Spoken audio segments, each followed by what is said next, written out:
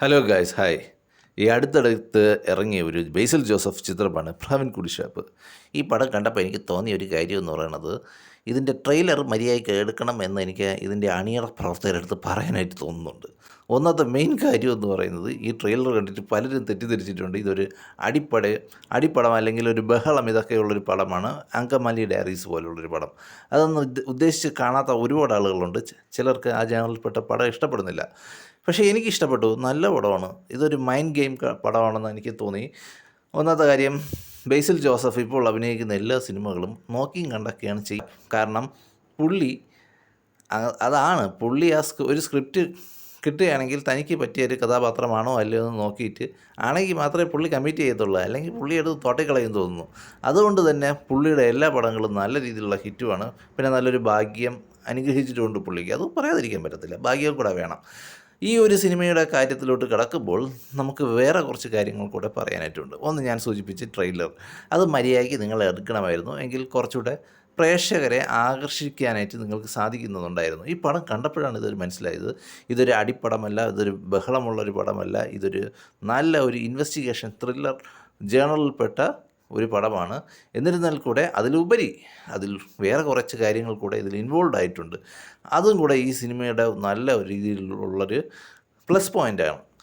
അതിൽ ബേസിൽ ജോസഫ് എന്ന് പറയുന്ന ഒരു കേന്ദ്ര കഥാപാത്രത്തിൻ്റെ വീക്ഷണത്തിലൂടെയാണ് ഈ സിനിമ കടന്നു പോകുന്നത് എന്ന് ഞാനിത് പറയാൻ കാരണം, പുള്ളി അവിടുത്തെ ഒരു പോലീസ് ഓഫീസറാണ്. ഒരു കേസ് പുള്ളിയുടെ മുന്നിൽ എത്തിപ്പെടുമ്പോൾ പുള്ളി അത് അതിഭയങ്കരമായ തൻ്റെ അനലിറ്റിക്കൽ സ്കിൽ വെച്ച് അത് സോൾവ് ചെയ്യാനായിട്ട് ശ്രമിക്കുന്നുണ്ട്.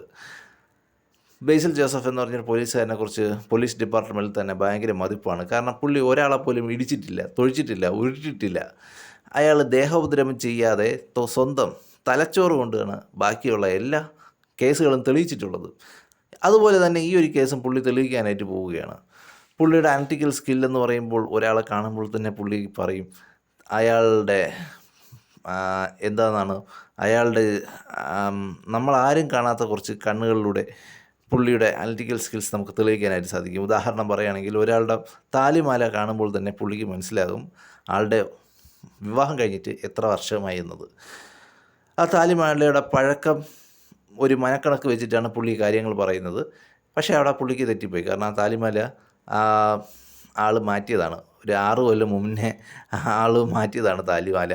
അപ്പോൾ പുള്ളിക്ക് അക്കാര്യം തെറ്റിപ്പോയി. പക്ഷേ ബാക്കിയുള്ള കാര്യങ്ങളെല്ലാം തന്നെ ശരിയായിരുന്നു. അപ്പോൾ പുള്ളിയുടെ ഈ ഒരു അനലിറ്റിക്കൽ സ്കില്ല് വെച്ചിട്ട് ഇങ്ങനെ പുള്ളി ഈ കേസ് സോൾവ് ചെയ്യാനായിട്ട് ഇങ്ങനെ പോകുമ്പോൾ, അപ്പുറത്ത് നിൽക്കുന്ന ആൾ, ഈ കേസിൻ്റെ അപ്പുറത്തെ ഭാഗത്തിൽ ഒരാളുണ്ടല്ലോ, ഒരു കുറ്റവാളി എന്ന് പറയുന്നത്, നമ്മൾ കുറ്റവാളി എന്ന് പറയും, അല്ലെങ്കിൽ ഒരു കൊലപാതകവുമായിട്ടുള്ളൊരു കഥ തന്നെയാണ്.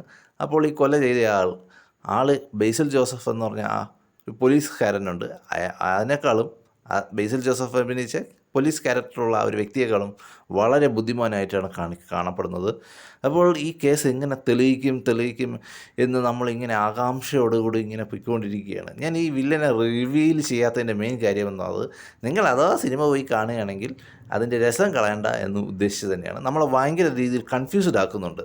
നമുക്ക് ആദ്യം തോന്നും ഇയാൾ തന്നെയാണോ വില്ലൻ, പിന്നെ തോന്നും ഇയാളല്ല വില്ലൻ, പിന്നെ തോന്നും ഇയാളാവണ്ടേ വില്ലൻ.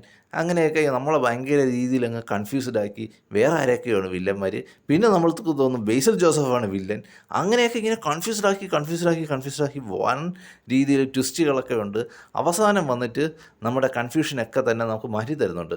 അതൊരു പ്ലസ് പോയിൻ്റാണ്. ചില സിനിമയിലൊക്കെ ആണെങ്കിൽ നമ്മളെ കൺഫ്യൂസ്ഡ് ആക്കിയിട്ട് അവരങ്ങ് പാട്ടി നോക്കി അങ്ങ് പോകും. പിന്നീട് തിരിഞ്ഞു നോക്കത്തില്ല. നമ്മളിങ്ങനെ കൺഫ്യൂസ്ഡ് ആയിരിക്കും, ഇതെന്താ ഇങ്ങനെയെന്നൊക്കെ. പക്ഷേ ഇതിൽ അങ്ങനെയൊന്നുമില്ല.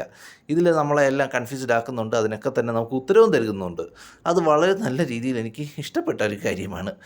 സിനിമ നമുക്ക് നല്ല രീതിയിൽ കണ്ടുകൊണ്ടിരിക്കാനായിട്ട് സാധിക്കുന്നുണ്ട്. അവസാനം ബേസിൽ ജോസഫിൻ്റെ കുറച്ച് സിറ്റുവേഷണൽ കോമഡീസൊക്കെ വന്ന് പെടുന്നുണ്ട്. എനിക്ക് കുറച്ച് കോമഡി ആയിട്ട് തോന്നിയിട്ടുണ്ട്. പക്ഷേ അത് അങ്ങനെ വലിയ രീതിയിലൊരു കോമിക് എലമെൻ്റ് ഉള്ളതല്ല, കോമഡിക്ക് വേണ്ടി ചെയ്തതല്ല. അത് അങ്ങനെ ആയിപ്പോകുന്നതാണ്. നമുക്ക് എൻഗേജ്ഡ് ആവുന്നുണ്ട്. ഒരു സിനിമ എന്ന് പറഞ്ഞത് ആ പ്രേക്ഷകനെ അതിൽ എൻഗേജ്ഡായിട്ട് ഇരുത്തുക എന്നത് തന്നെയാണ് ഒരു സിനിമയുടെ 2.5 മണിക്കൂർ നമ്മൾ കാശ് കൊടുത്ത് കാണുമ്പോൾ ആ സിനിമ നമുക്ക് മറുവശത്ത് തരുന്ന ഒരു കാര്യം. അത് ഏത് ജേണലിൽപ്പെട്ട സിനിമയാവട്ടെ, അത് കോമഡി ആവട്ടെ, ത്രില്ലർ ആവട്ടെ, എന്ത് തന്നെയാവട്ടെ, നമ്മളെ പിടിച്ചിരുത്തണം. അല്ലെങ്കിൽ ഉറങ്ങുകയോ എണീച്ചോടുകയോ തോന്നുകയാണെങ്കിൽ ആ സിനിമ അവിടെ പരാജയപ്പെടുകയാണ്. പക്ഷേ ഇത് സിനിമ അങ്ങനെയല്ല. ഈ സിനിമ എന്ന് പറഞ്ഞാൽ നമ്മളിവിടെ പിടിച്ചിരുത്തുന്നുണ്ട്, നമ്മളെ നല്ല രീതിയിൽ പിടിച്ചിരുത്തുന്നുണ്ട്, അവസാനം വരെ പിടിച്ചിരുത്തുന്നുണ്ട്, അവസാനം വരെ നമ്മളെ കൺഫ്യൂസ്ഡ് ആക്കുന്നുണ്ട്, അവസാനം നമുക്ക് എല്ലാ തരത്തിലുള്ള ഉത്തരങ്ങളും തരുന്നുണ്ട്. നല്ല ഒരു ജേണൽപേട്ട ഒരു സിനിമ തന്നെയാണ്. ഇത് ഇത്രയും ഞാൻ പറയാൻ കാര്യം ട്രെയിലറിൽ നിങ്ങൾ ഇതൊന്നും പറഞ്ഞിട്ടില്ല എന്നതുകൊണ്ട് മാത്രമാണ് ഞാൻ ഇത്രയും കാര്യങ്ങൾ പറയാനായിട്ട് ഇടവന്നത്. അല്ലെങ്കിൽ ഞാൻ ഒരിക്കലും ഈ ഒരു ഡീറ്റെയിലിങ്ങിലോട്ട് പോകാൻ സാധ്യതയില്ല. പ്രത്യേകിച്ച് റിവ്യൂ പറയുമ്പോൾ ഞാൻ കഥയല്ലല്ലോ പറയുന്നത്.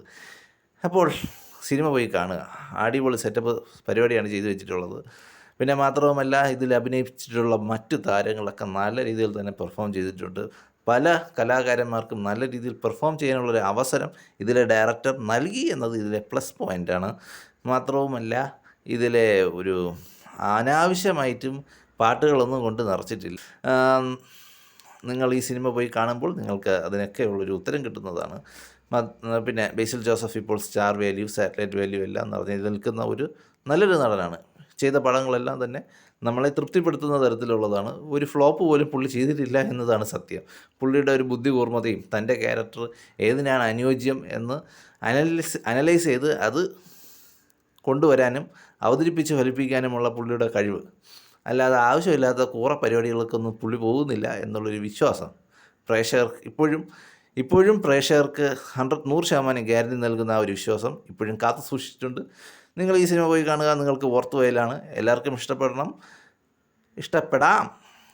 എനിക്കിഷ്ടപ്പെട്ടു, മറ്റവന് ഇഷ്ടപ്പെടില്ല എന്നൊന്നും ഞാൻ പറയില്ല. ഇത് ഇഷ്ടപ്പെടാം. കാരണം അത്ര ഒരു മൈൻഡ് ഗെയിം നിങ്ങൾക്ക് തോന്നുന്നു, ഒരു ബുദ്ധി വെച്ചുള്ളൊരു കളിയൊക്കെ തോന്നും. ബുദ്ധിയുള്ളവർക്ക് ഈ പടം ഇഷ്ടപ്പെടാനുള്ളൊരു ചാൻസ് ഉണ്ട്. പിന്നെ അതിബുദ്ധിമാന്മാരുടെ കാര്യം എനിക്കറിയത്തില്ല, മണ്ടന്മാരുടെ കാര്യവും എനിക്കറിയത്തില്ല. മണ്ടന്മാരെന്ന് പറയുന്നത് ഞാൻ അങ്ങനെ ഒരു കോമൺ ആയിട്ടൊരു പ്രയോഗം പ്രയോഗിച്ചതാണ്. അതിബുദ്ധിമാരെന്ന് അതും ഒരു കോമൺ ആയിട്ടുള്ളൊരു പ്രയോഗം പ്രയോഗിച്ചതാണ്. രണ്ടും ഏതാണ്ട് ഒരേ തട്ടിൽ നിൽക്കുന്നതുകൊണ്ട് വലിയ വിഷയമല്ല. സാധാരണക്കാർക്കൊക്കെ എനിക്ക് ഇഷ്ടപ്പെടും എന്നാണ് എൻ്റെ ഒരു തോട്ട് പ്രോസസ്സ്. അപ്പോൾ പോയി കാണുക. പ്രാവീൺ ഗുഡ് ഷാപ്പ് നല്ലൊരു മൂവി ആയിരിക്കും എന്ന് തന്നെയാണ് ഞാൻ വിശ്വസിക്കുന്നത്. കാരണം എനിക്കിഷ്ടപ്പെട്ടു. നിങ്ങൾക്ക് ഇഷ്ടപ്പെടുമോ ഇല്ലയോ എന്നൊന്നും എനിക്ക് പറയാൻ പറ്റില്ലല്ലോ. അതൊക്കെ നിങ്ങളുടെ ഇതല്ലേ. അപ്പോൾ നിങ്ങൾ പോയി കണ്ടിട്ട് നിങ്ങളുടെ അഭിപ്രായങ്ങൾ രേഖപ്പെടുത്തുക.